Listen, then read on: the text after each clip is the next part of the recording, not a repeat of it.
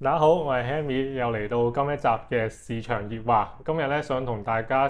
探討翻啲 AI 領域嘅一啲新嘅進展啦，同埋咧想分享翻咧就係最新嘅一個政治局會議嘅一啲釋放嘅一啲經濟資訊嘅。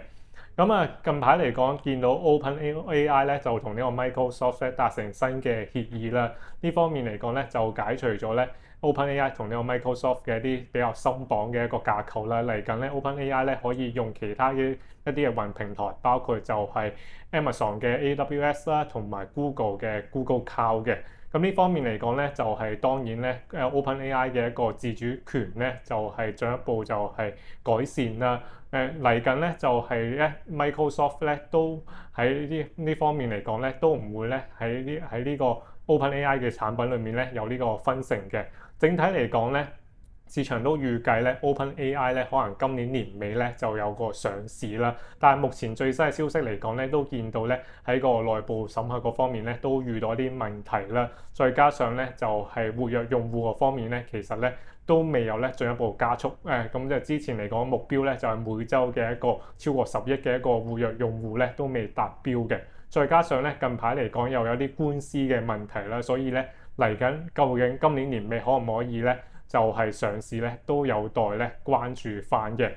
呢方面嚟講咧，始終嚟講 Microsoft 都揸住 OpenAI 差唔多咧就係27%嘅一個股權啦。呢方面嚟講咧，都對於 Microsoft 嚟講咧有個負面啲嘅影響。講翻中國 AI 個方面啦，呢方面嚟講咧，就見到咧監管層面個方面咧，就有啲新嘅政策出台。之前嚟講，發改委咧就係要求咧 Meta 咧撤銷呢個 Manus 嘅一個20億嘅一個收購方案啦。再加上咧就係咧中國方面咧，亦都有啲消息指出咧，呢方面嚟講咧，一啲中國嘅啲 AI 啊，或者啲初創公司咧，唔能夠咧接受美國嘅一啲資本嘅一啲投資啦。呢方面嚟講咧，都可能咧會削弱翻咧中國嘅一啲初創公司啊，甚至乎一啲 AI 大模型公司嘅一啲融資嘅能力嘅。再加上咧，今個禮拜嚟講咧，DeepSeek 咧亦都推出咗新一代嘅模型啦，就叫做 V4。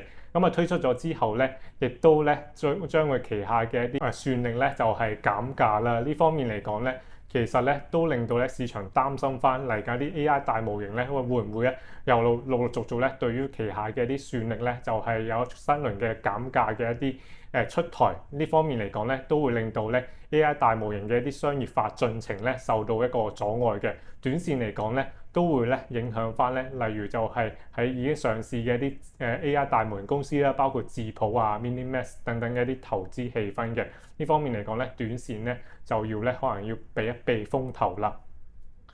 最後嚟講咧，就係一個中央政治局常委咧，最新嚟講咧就係表示咧嚟緊咧就係要一個 AI 個方面咧就要大力發展啦。呢方面嚟講咧都係市場預計之內嘅一個消息啦。整體嚟講咧，見到年初至今咧，尤其是個中國嗰方面嘅 GDP 咧，按年增長咧都去到5%，高過咧就係市場預期嘅一個4.8%嘅一個增幅啦。亦都比之前嚟講訂立嘅今年嘅呢個目標就係4.5至到5%嘅一個水平咧，其實都係處一個目標區間嘅一個上限嘅。而家嚟講咧，見到咧今年首季嚟講咧，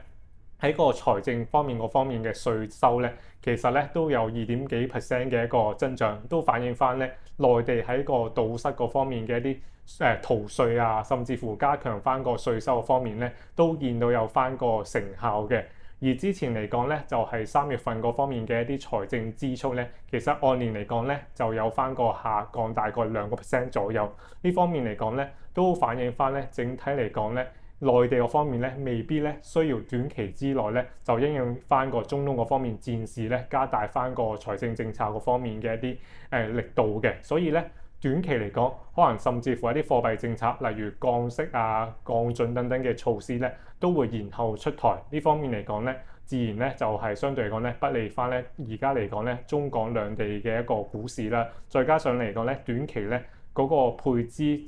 嗰個集資潮咧都陸陸續續有啲公司咧展開翻。呢方面嚟講咧都令到咧港股嚟講咧喺呢個中美美伊嗰方面嘅戰事咧未進一步明朗化之後咧，其實咧都相對嚟講咧要處一個觀望嘅狀態嘅。好，咁今期嘅市場熱話咧就同大家分享到呢一度啦，亦都利益申報翻咧，本人咧沒有持有上述提及嘅股票嘅。咁下集再見，拜拜。